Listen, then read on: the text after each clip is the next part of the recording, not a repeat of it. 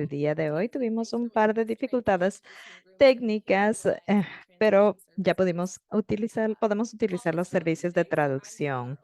Paul está viajando el día de hoy. Antes de iniciar con el webinar de hoy, quiero decir que tenemos nuestro primer foro de grupo de especies y nos fue muy bien. Y vamos a continuar a tener este grupo de trabajo, este foro, para que se unan los distintos grupos de trabajo y trabajen en colaboración. Si es que es algo que les interesa, esperamos tener esto cada 2 meses y vamos a anunciar temas adicionales en los próximos meses. Pueden encontrar más información también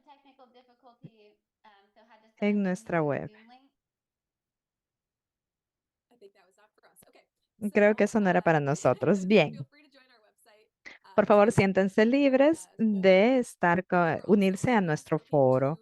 Y siempre estamos trabajando en nuevos grupos de especies. Si es que saben de alguien que trabaje en esto, pues quieren más información sobre cómo pueden formar este tipo de grupos, por favor, pueden encontrar más información en nuestro sitio web. Ahora quiero presentar a la presentadora de hoy. Vamos a tener esta sobre el cuclillo Vicky Waldo. Tenemos a Calandra Stanley, quien está interesada en la ecología del comportamiento y la conservación de las aves migratorias. Su investigación tiene como objetivo comprender cómo las aves migratorias interactúan con su entorno a lo largo de su ciclo anual utilizando estudios de laboratorio y de campo. Para su investigación postdoctoral de la Universidad de Georgetown, está siguiendo al cuclillo Vicky Waldo para estudiar su ecología no reproductora e identificar patrones espaciotemporales de mortalidad. Ha sido miembro del grupo de trabajo del Cuclillo Piqui Waldo Occidental desde 2019. Stanley obtuvo su licenciatura y maestría en Ciencias de Biología de la Universidad de York en Canadá y su doctorado en Ciencias Biológicas en la Universidad de Maryland bajo la supervisión del doctor Peter March y doctora Michelle Walsh. Gracias, Quinn, por la presentación. Estoy muy emocionada de poder presentar con ustedes trabajo que hemos hecho con el cuclillo Piqui Waldo en Road to Recovery el día de hoy. Para la agenda, primero les voy a dar una breve presentación del cuclillo Piqui Waldo, estatus poblacional, y de allí vamos a ver cómo está el cucu en el marco de el Road to Recovery. También vamos a hablar sobre en qué han estado trabajando a nivel de términos de ciencias biológicas y ciencias sociales. Y aquí también no hemos progresado mucho en las ciencias sociales, pero es algo que discutiremos. Y finalmente, brevemente vamos a hablar sobre los proyectos de Road to Recovery adicionales que tenemos. Entonces, el cuclillo Piquiwaldo está bajando en cuanto a que son de Norteamérica, allí se reproducen, pueden ver aquí el mapa de abundancia y migran al norte y América Central y el Caribe hacia América Central durante su periodo de no reproducción. En cuanto al vocabulario en esta presentación, yo voy a escuchar la etapa, la estación no reproductiva, que es la fase no migratoria de el ave, y cuando me refiero a migración voy a hablar específicamente de migración otoñal o primaveral. Al igual que muchas especies y aves migratorias, los datos de la encuesta se pueden mostrar justamente un declive en la especie en los últimos datos, pero en los últimos 20 años más o menos se ha estabilizado a nivel de especie la población. Pero cuando se ve la tendencia espacial en este rango, vemos la diferencia en el cambio poblacional en el tiempo. En algunas ubicaciones hay un declive continuo, mientras que en otras hay una estabilidad o incluso un incremento. Esto se representa en este mapa de estudios de aves reproductores, la mayor parte de la parte occidental del rango que se ven los puntos morados, puntos en morado. En el occidente, el declive ha sido particularmente severo y el ave ha sido removida de estas áreas. Las poblaciones remanentes en los Estados Unidos se muestran en el mapa en azul y pueden ver este mapa. No muestra la población remanente en México, que pueden ver con el mapa de Ibert, que es bastante extensa. El cuclillo piquihualdo oriental y occidental no son subespecies distintas, pero se las separa en segmentos de población distintos por parte del gobierno de los Estados Unidos. El segmento occidental se lo puso como amenazado, una especie amenazada en 2014. El US Fish and Wildlife Services está llevando a cabo una evaluación en este momento. De momento solamente tenemos un grupo de trabajo que se enfoca en el segmento de población occidental, pero durante esta presentación vamos a mostrar trabajo de las especies como un todo, justamente, y no solamente enfocarnos en la población del occidente. El grupo de trabajo occidental del cuclillo, Piqui Waldo, se formó en 2008 y aquí básicamente se quería ver qué hacer que el cuclillo sea listado en la lista de especies amenazadas. Después, el grupo resurge en 2019. El grupo cuenta con alrededor de 220 miembros y el comité se reúne al menos 2 veces al año y está compuesto por 12 miembros que se reúnen a nivel trimestral. Aquí hay un enfoque reciente justamente en todo el rango occidental del DPS y también han estado trabajando para expandir el alcance geográfico en las áreas de reproducción en México y otras áreas no reproductivas. Y debido a esta resurgencia, ha habido un enfoque en el grupo de trabajo. Y entonces, si es que pensamos en el marco de Road to Recovery y el cuclillo Piqui Waldo, de momento se ve en la fase en donde está en una fase de evaluación y aprendizaje. Y definitivamente se ve esto dentro de las ciencias biológicas, donde ha habido más avance que en las ciencias sociales. Y por el resto de esta charla voy a compartir con ustedes cómo logramos traer esta evaluación a colación y vamos a compartir el estado del conocimiento del cuclillo, tanto a nivel biológico y social. Otros proyectos en Road to Recovery han estado trabajando en proyectos similares. Vamos a hablar entonces primero del conocimiento de las ciencias biológicas para la especie. Entonces, en el 2018, cuando empecé a trabajar con el cuclillo, y el grupo de trabajo empezó a resurgir, a activarse nuevamente. Es así como yo veía el estado de conocimiento del cuclillo. Teníamos muy buena información sobre las asociaciones de hábitat en hábitat de reproducción crítico, especialmente para la población occidental.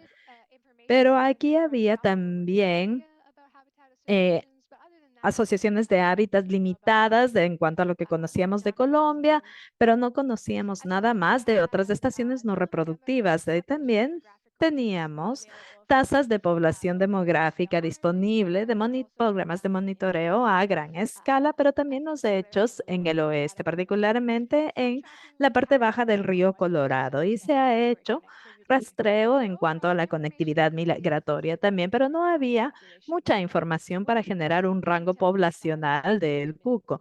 Entonces, aquí podemos ver que esto también puede marcar el por qué estas brechas generaban la brecha en la población también. Entonces, nosotros empezamos a trabajar en la conectividad migratoria y empezamos con un proyecto fundado por financiado por la Knobloch Family Foundation para poder tener transmisores satelitales para ver la conectividad migratoria y también tratar de medir la tasa de supervivencia entre las especies. Y voy a mostrarles información que hemos traído de esto y los esfuerzos para identificar el vínculo en la población. Cuando iniciamos, el rango no reproductor realmente estaba en la mayor parte de Sudamérica y los Andes. En el oeste, como dije, el cuclillo había estado rastreado con transmisores de GPS podemos ver aquí del Southern Sierra Research Station a la parte baja del río Colorado y sugirieron que las aves occidentales principalmente hacían la invernada en la parte sur del área de no reproductora, pero era la extensión que teníamos del conocimiento de la especie. En este primer proyecto desplegamos justamente los transmisores satelitales que pueden ver en esta fotografía y se lo mandó justamente en los rangos de reproducción. Se establecieron justamente 10 organizaciones asociadas para llevar a cabo esto y seguimos rutas migratorias y vimos que no solamente las aves occidentales utilizaban este rango, pero las poblaciones de todo el rango predominantemente iban a esta área de Sudamérica llamando el Gran Chaco, que se encuentra en Argentina, Paraguay y Bolivia. Desafortunadamente, para la mayor parte de los transmisores de estas aves solamente estuvieron disponibles durante 6 meses y tuvimos parte de la información migratoria de lo que pasaba en el Gran Chaco, pero era este descubrimiento de que el Gran Chaco era el área de invernada fue un importante reconocimiento y quisimos aprender más de esta región de América del Sur, pero rápidamente nos dijeron cómo el Gran Chaco es un hábitat altamente amenazado que ha sido deforestado rápidamente y se ve justamente el efecto de la pérdida de hábitat en las comunidades residentes. Esto no estaba disponible para el cuclillo mayormente porque hubo trabajo ornitológico limitado que se ha llevado a cabo en estas áreas. Y esto fue un área que realmente queríamos indagar más y realmente ver el desarrollo de un proyecto sobre la ecología no reproductiva del cucú y podíamos ver cómo esta deforestación tan rápida impactaba en las poblaciones. Entonces, con colaboradores de la región, incluyendo BirdLife International y socios internacionales como Aves Argentinas, Zero Paraguay, y otros investigadores también en CONICET Argentina, generamos este proyecto de investigación para poder investigar el hábitat del cuclillo y examinar el impacto de la deforestación del Gran Chaco en 2022. Nos tuvimos fondos del US Fish and Wildlife Services y de la Fundación de la Familia Knobloch y tuvimos nuestra primera sesión el invierno o verano pasado, dependiendo de dónde estén. El proyecto tuvo dos componentes. El primero es identificar justamente los entornos adecuados y la conducta regional. Y el segundo era desplegar los transmisores satelitales para poder conocer el movimiento de las aves en el Gran Chaco, pero también ver qué pasaba en la migración primaveral. Entonces, ver si es que estaban en el área de invernada no reproductora y ver justamente esta brecha, cerrar la brecha de los transmisores que no duraron más de 6 meses. Entonces, el primer estudio se llevó a cabo en Paraguay y ahora este año hemos desplegado más en Argentina. Y juntos con los que se ha desplegado en Estados Unidos, tenemos un etiquetado, un marcaje de 78 cuclillos piquihualdos y tenemos información sobre el uso del hábitat de no reproducción. Entonces aquí se divide a las aves en en tres puntos distintos en base a la reproducción, los occidentales en rojo, los centrales en amarillo y los orientales en azul. Este esquema va a continuar por este momento. Con este incremento en datos de rastreo en el periodo de invernada, queríamos ver qué hacían las aves en este periodo y en este mapa pueden ver que la propia población de reproducción se acumula en el Gran Chaco y hay una región que va más al sur del área. Si vemos esto más detenidamente, se puede ver un 15% de utilización de la distribución de todas las ubicaciones de invierno para las regiones occidental, central y oriental. Y estos resultados muestran segregación en donde las aves centrales y orientales se juntan mucho. Hay mucho sobreposicionamiento en esta área, en las regiones más al norte del Gran Chaco, hacia Bolivia. Y la occidental está en las tierras no reproductivas de Argentina y se puede ver un área más al sur, relativa al este que al oeste. Entonces podemos ver una separación poblacional y hemos podido vincular las poblaciones en reproducción y no reproducción. También vimos las rutas de migración otoñal y se identificaron 4 rutas migratorias grandes, a pesar de que distintas poblaciones están utilizando rutas específicas a la población para entrar a Sudamérica. Una vez que llegan a Sudamérica, la mayoría de rutas migratorias convergen y se juntan en una ruta hacia los Andes para llegar al Gran Chaco.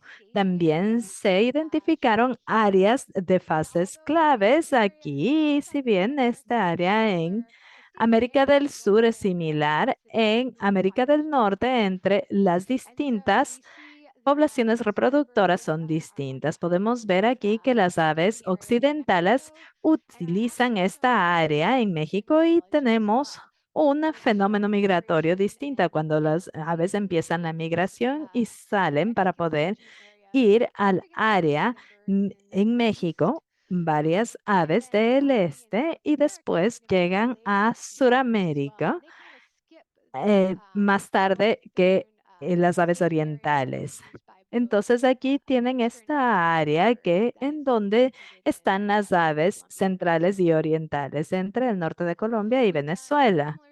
Hemos hecho algo similar durante la migración primaveral, sin embargo, hemos tenido más dificultad al identificar los patrones, particularmente en cuanto a tamaños, pero ahora se está empezando a desplegar el marcaje también y esperamos poder manejar esto. Entonces, de momento tenemos migración de primaveral para las aves occidentales, pero hemos identificado 3 rutas migratorias principales que se llevan a cabo durante la migración primaveral y aquí lo usan también las aves del este y centrales.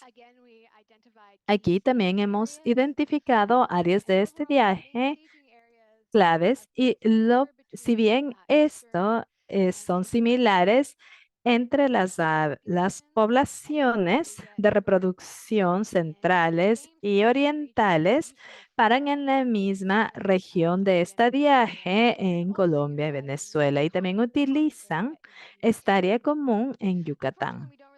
Desafortunadamente no tenemos suficientes muestras para discutir la población occidental, pero ellos están utilizando América Central hasta cierto punto. Esperamos poder seguir desplegando el etiquetado, el marcado de aves en Argentina para poder resolver estas preguntas. Aquí tenemos la conectividad migratoria calculando la correlación de Mantel y aquí tenemos la variable de conectividad en el tiempo tenemos 0 representa baja conectividad y 1 alta conectividad. Los distintos colores representan distintas estaciones y vemos que en general durante la etapa reproductora o hacia el final se tiene una conectividad migratoria muy alta que se muestra en verde, que se puede esperar de las aves que están todavía en la región de reproducción durante las fases tempranas de la migración otoñal. Se ve todavía números altos a moderados de conexión migratoria. Las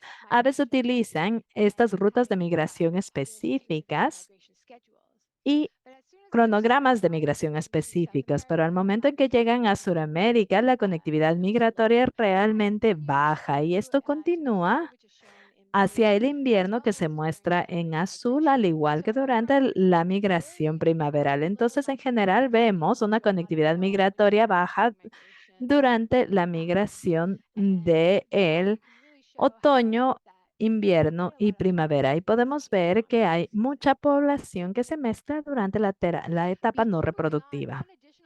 Antes de pasar, un comportamiento adicional que quería ver en cuanto a la migración a la conectividad migratorio era justamente los movimientos de las estaciones. Aquí muestro un ejemplo de las aves que estuvieron en las zonas no reproductivas. Tenemos Brasil, Paraguay, Argentina, Bolivia. Estos son 10 individuos y los datos son de finales de diciembre a finales de febrero y muestra que el movimiento a gran escala se da de esta manera y es un comportamiento común entre los individuos de las distintas poblaciones durante su etapa reproductora y no reproductora. Quería resaltar esto porque puede tener implicaciones en cuanto a cuáles son los requerimientos de aves, de hábitat para estas aves.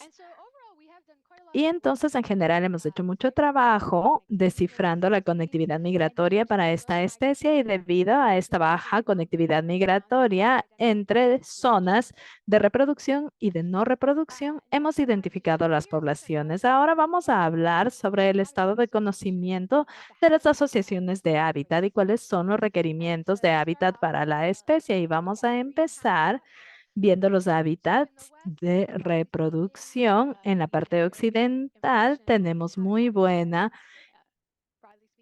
buenos estudios de recubrimientos de hábitat, necesitan parches grandes de riparián y de seno riparián. Entonces aquí justamente en la parte oriental y central dependen del área de hábitats riparianos y aquí las especies van a estar en el interior o en el borde de los bosques. Entonces, similarmente al occidente, las aves disfrutan de un bosque mixto. Sin embargo, estos requerimientos de hábitat parecen variar entre las regiones y para manejar esta relación mejor y poder entender cuáles son las diferencias en hábitat y requerimiento, justamente un grupo de investigadores que son parte del grupo de trabajo del oeste pudieron llevar a cabo un estudio al respecto del DBS occidental y de esta manera en 2022 participantes de los 12 estados del segmento poblacional occidental llevó a cabo justamente estudios sobre los cuclillos para ver un modelo de distribución de la especie. Esta fue la investigación más grande del cuclillo en el occidental y hay una gran extensión del estudio con estos puntos rojos que muestran las ubicaciones en las que se dieron los estudios. En general, en azul, estas estrellas que puede ser difícil de ver son los sitios donde se detectaron cucús y justamente se puede ver que en los estados del sur son el núcleo del rango y hubo mayor detección en el oeste versus las áreas en donde no se los encuentra comúnmente. De momento, el modelo de distribución de especies es algo en lo que se está trabajando. Los investigadores en Utah entender esto nos dio el primer rango para poder entender los requerimientos de hábitat de esta especie. Ahora, en la zona no reproductiva empezamos a ver los requerimientos del hábitat en el Gran Chaco. En 2023 se llevó a cabo el primer estudio el programa de estudio de cuclillos y este año empezamos en Argentina y vamos a llevar a cabo 6 estudios en distintas regiones del Chaco, en Paraguay y Argentina, en el Chaco seco, para tratar de identificar las regiones claves y el hábitat crítico en el Chaco seco. Se llevaron a cabo estudios de 4 clases principales de cobertura terrestre. Hablamos de pastizales en Paraguay, bosque mixto y bosque cerrado. Esto nos va a permitir evaluar cómo responde el cuclillo a los entornos modificados por los humanos y ver cómo esto tiene un impacto en las poblaciones. Los resultados preliminares dicen que los cucús pueden ser encontrados en todos los sitios siempre que quede remanentes de bosque en el estado, pero hay una diferencia entre las regiones y coberturas. El cuclillo suele ser más abundante en Paraguay.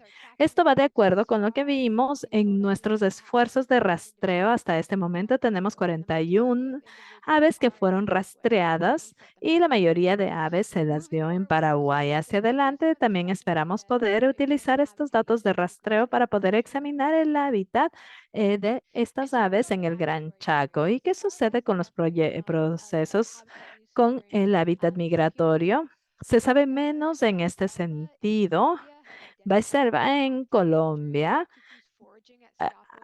justamente pudo identificar en Colombia, en las regiones norte de Colombia, y establecer que se necesitan especies arbóreas claves que fueron identificadas para la búsqueda de alimento. ¿Y cómo sucede esto durante abril y mayo? Porque justamente acá llegan insectos durante esta área y aquí se vinculan los cucús a movimientos migratorios hacia Colombia y esto nos hace pensar en este tipo de rastreo de comportamiento también puede traer otras especies de cuclillos. Entonces nos interesaba utilizar datos de rastreo para ver si es que esto estaba conduciendo las diferencias en cuanto a los cronogramas de migración que se habían visto.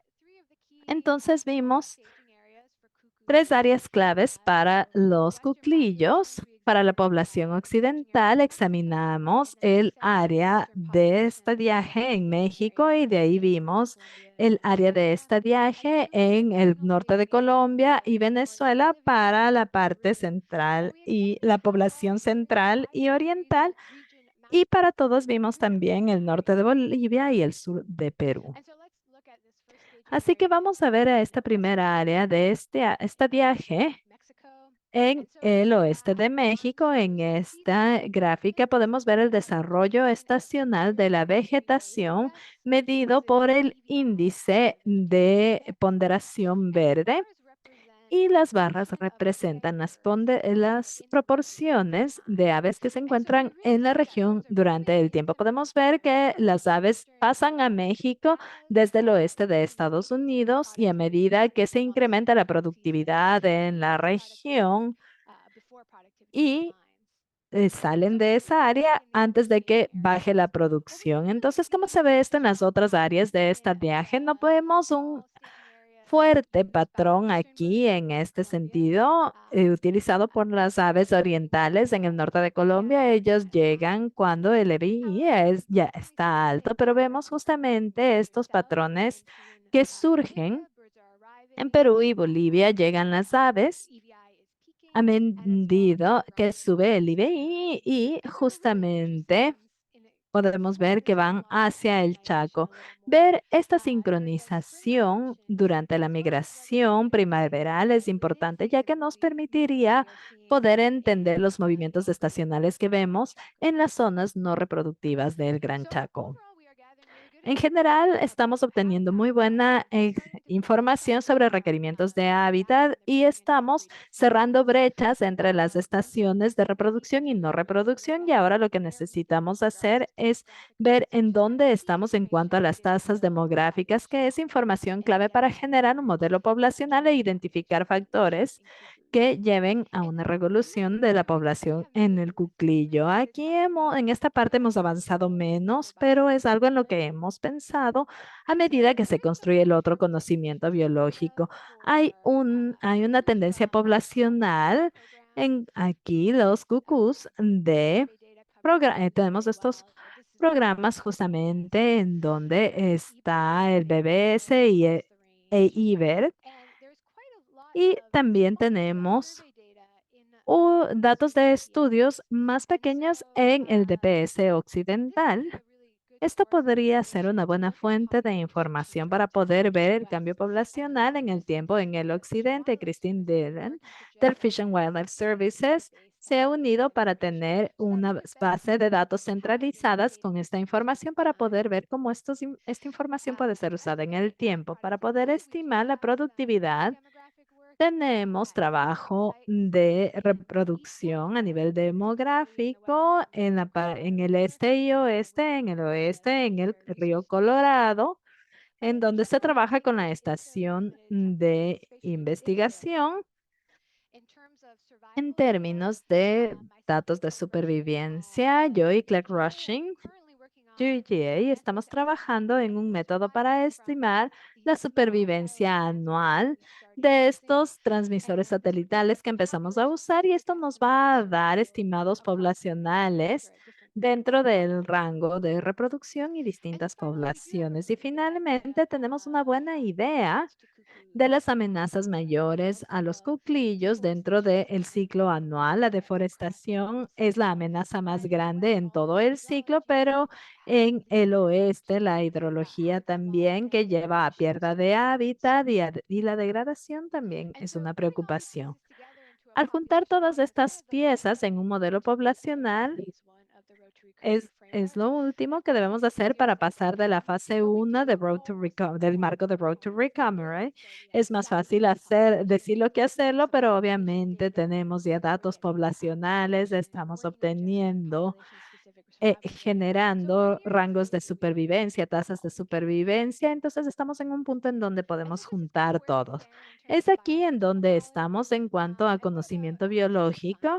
¿Y ahora qué pasa con las ciencias sociales? Como mencioné anteriormente, este es el área en donde más dificultades hemos tenido. Hemos podido identificar a los socios a lo largo del ciclo anual utilizando los datos de la conectividad migratoria. El grupo de trabajo del oeste ha trabajado mucho para poder establecer el website y traducirlo para poder manejarlo. Y es algo que en lo que el grupo de trabajo está pensando, y hemos aplicado justamente a subvenciones para poder iniciar este trabajo, pero es un área en donde necesitamos mucha ayuda. Y a medida de ir hacia adelante, tomará mucha atención a medida que desarrollamos nuevos proyectos para asegurarnos de incluir a los socios relevantes desde el inicio del proyecto para asegurarnos de que están comprometidos en la coproducción.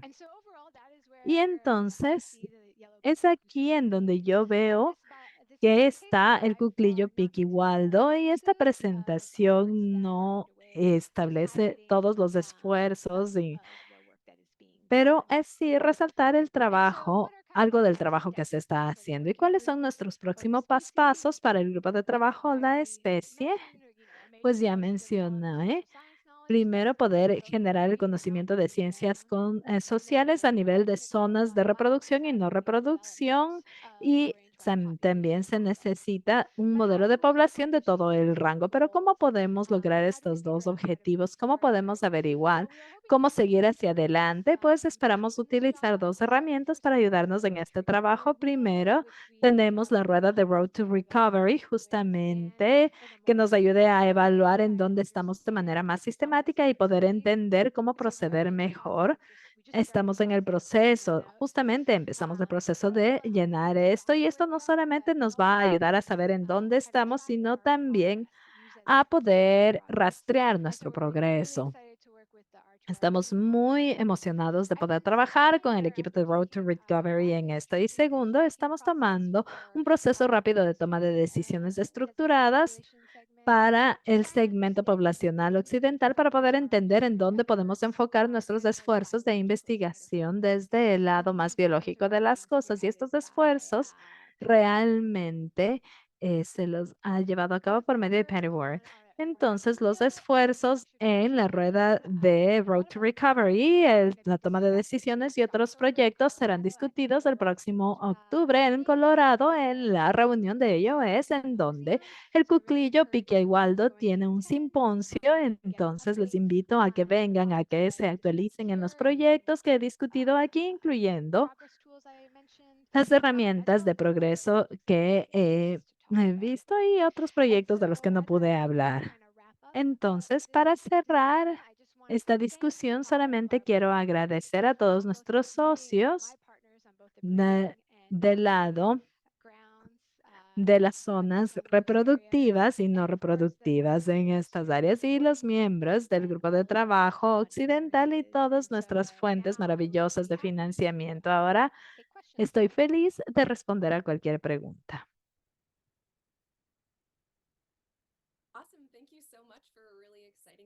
Muchas gracias por una presentación tan emocionante. Es muy bueno poder ver cómo han ido cerrando brechas. Y ahora podemos abrirnos a preguntas. Pueden hacer sus preguntas en el chat o encender su video, su audio y hacer su pregunta en vivo. Sí, Mary tiene una pregunta. Hola, Kaylee. Gran trabajo y grandiosa experiencia. Estoy muy feliz de ver el trabajo que todos están realizando en América del Sur. Yo solamente quería hacer un comentario breve en cuanto a que de Modis sí tenemos evidencia que el cuclillo piquivaldo sí va por una zona.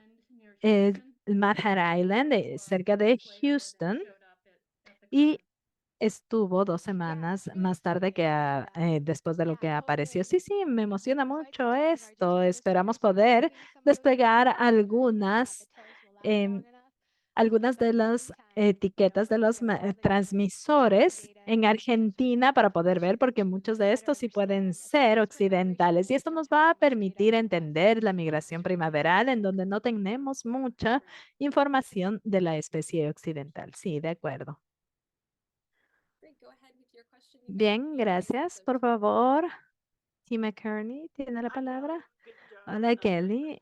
Gran trabajo, gran presentación. Realmente me gusta ver lo que están haciendo. Me preguntaba si es que has visto diferencias en tasas de deforestación o amenazas en Argentina, en donde muchos de los em, cuclillos occidentales están llevando a cabo su etapa de invernada. Tenía una imagen de deforestación y la quité, debía dejarla al final. Pero bueno, la tasa de deforestación, no sé si es que son más altas en Argentina, pero ya está sucediendo. Parte del Gran Chaco en Argentina ya se ha desarrollado y continúa desarrollándose, mientras que en Paraguay el proceso está sucediendo de momento mientras hablamos. Si ven el mapa, hay mucho más bosque que queda en Paraguay y en Bolivia en comparación con Argentina. Entonces, esta es una de las cosas que pueden ser interesantes de ver para ver si es que pueden continuar con el declive de la población, pero hay poblaciones que se recuperan como se esperaba justamente en cuanto a restauración de el hábitat. Y este puede ser un factor que influencie en esto. Me preguntaba esto justamente. Muchas gracias. Eh, gracias por esto.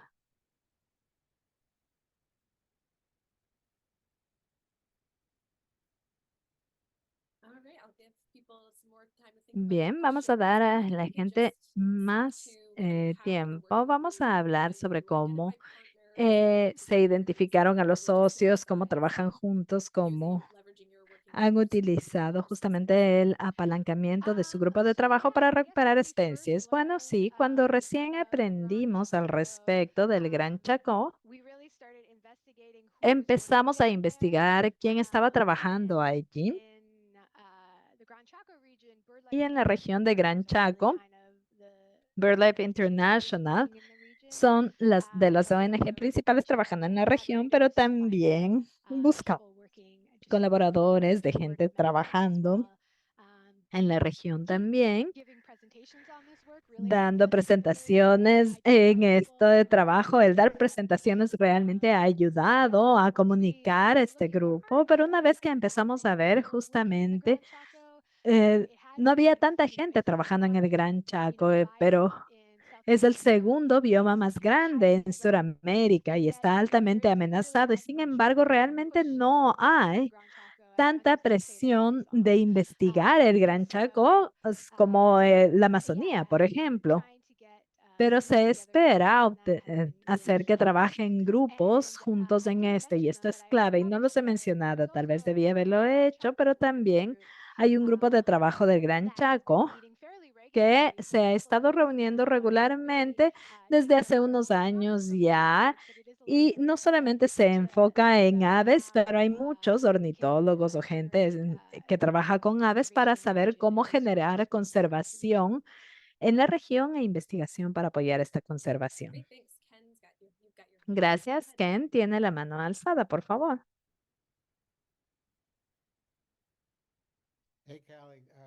Hola, Cali. Sí, gran presentación. Siempre es muy emocionante ver cómo todo se junta y escuchar esto. Mi pregunta hemos estado viendo en los datos de tendencia a largo plazo, hemos visto un incremento molesto de alguna manera del cuclillo en años recientes. El decrecimiento general se ve menos y menos y aquí parece seguir subiendo en años recientes. Desde la perspectiva de rastreo de recursos, si lo ven de la manera espacial, hay trabajo que se haya hecho para ver cambios a nivel anual y si es que las poblaciones a largo plazo van a ser más cíclicas o seguir algo de este sentido.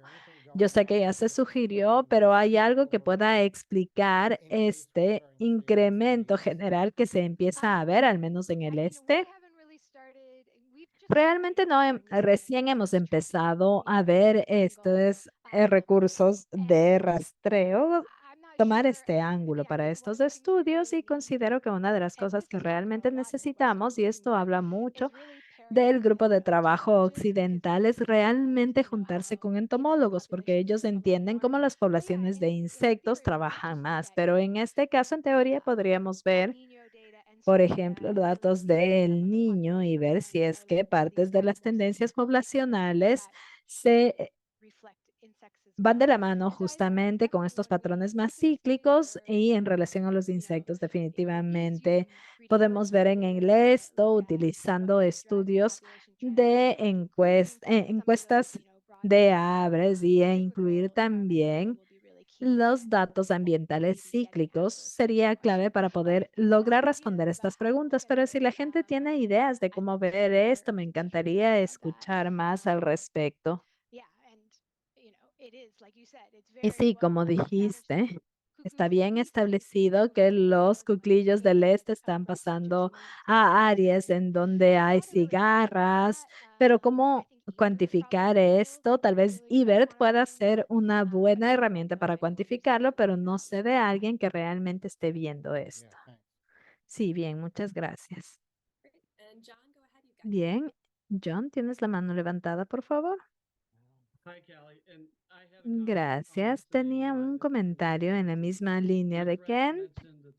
Las amenazas incluían la deforestación del hábitat en el oeste. Esto es algo que el grupo debe ver más, justamente uniéndose con los entomólogos. Es algo muy importante, es un vínculo que no estamos viendo, incluyendo también el incremento de uso de pesticidas de los últimos años. Y esto es una preocupación que ha salido en las zonas no reproductivas, especialmente en Argentina. En Paraguay, la deforestación realmente está dada por ranchos de ganado, pero en Argentina es por cultivos.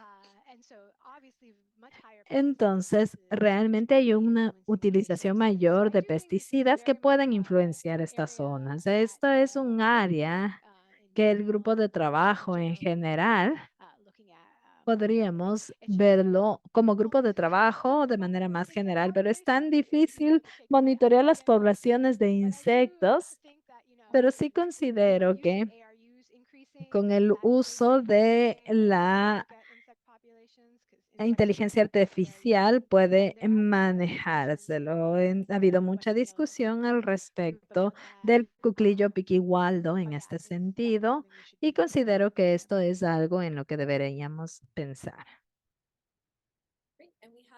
Bien, y tenemos una pregunta del chat preguntando, en tu opinión, ¿cómo los socios en México y Estados Unidos pueden apoyar a los esfuerzos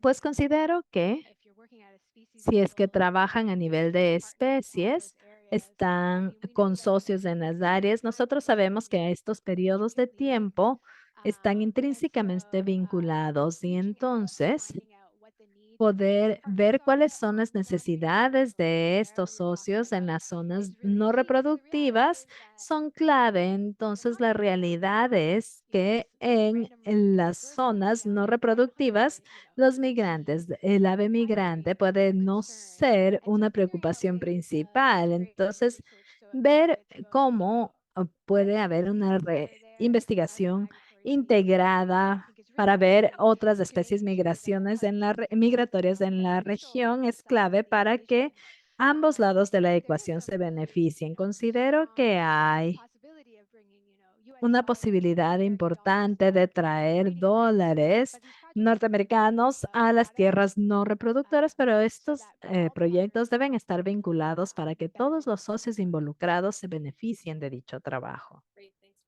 Bien, gracias por la perspectiva. Tenemos otra pregunta del chat preguntando si se considera material de comunicación para demostrar las condiciones. Egoístamente quisieran mostrar esto al US Fish and Wildlife Services. Sí, estoy trabajando justamente en un manuscrito de la conectividad migratoria en este momento que espero terminarlo tan pronto como sea posible en términos de desarrollo de material de comunicación separado de esto, no necesariamente, pero considero que sí es algo que sería genial tener, especialmente para que lo tengan los grupos de trabajo. Es uno de estos equilibrios algo difíciles en cuanto a si tienes dinero, se puede trabajar en este tipo de cosas, pero espero poder tener una publicación que muestre estos vínculos entre las zonas reproductivas, no reproductivas y la migración.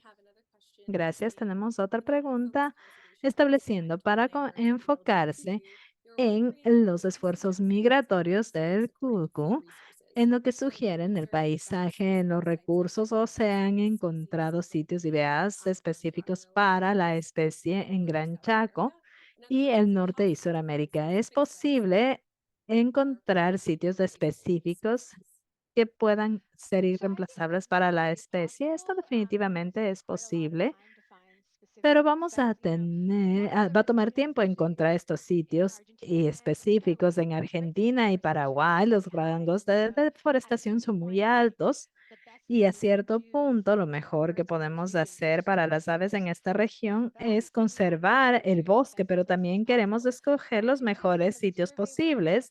Pero parte del trabajo de estudio y de los datos de rastreo se pueden utilizar para mostrar las áreas importantes para ayudar en la identificación de áreas de trabajo importantes para las aves, particularmente si es que usan rutas específicas para moverse.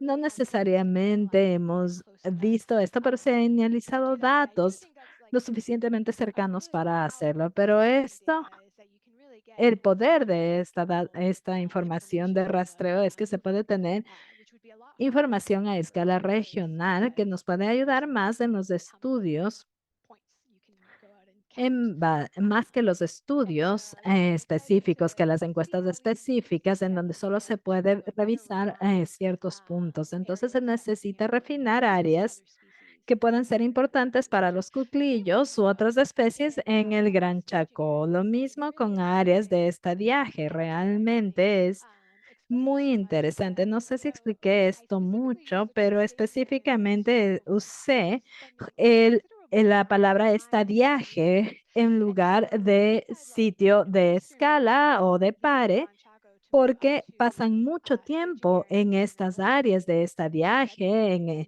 en el norte en febrero y se quedan ahí un par de meses antes de realmente salir para América del Sur. Entonces, la identificación de estas áreas claves, áreas de estadiaje que las utiliza la población completa a nivel global, en cuanto al cuclillo, identifica realmente las áreas claves en donde se puede identificar áreas importantes para las aves y que pueda ser importante para las especies como un todo.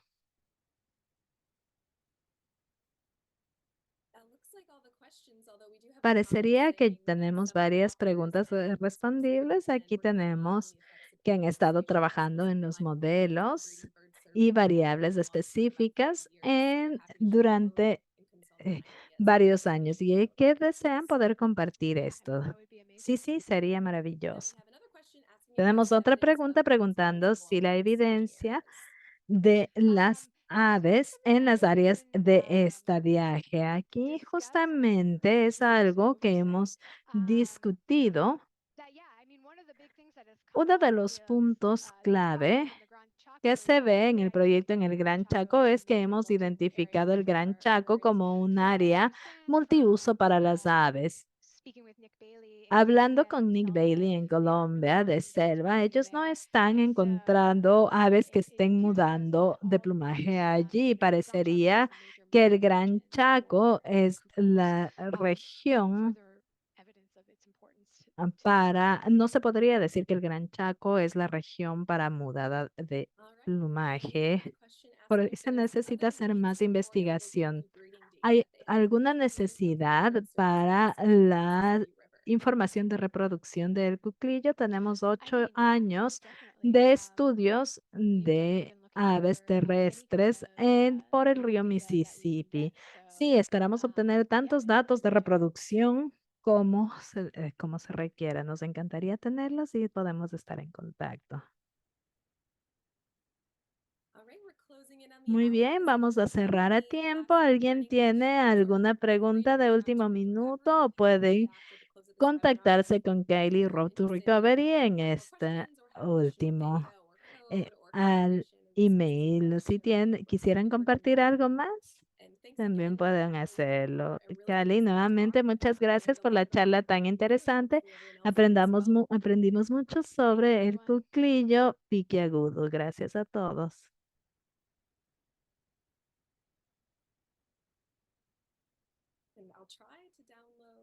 Y voy a tratar de descargar.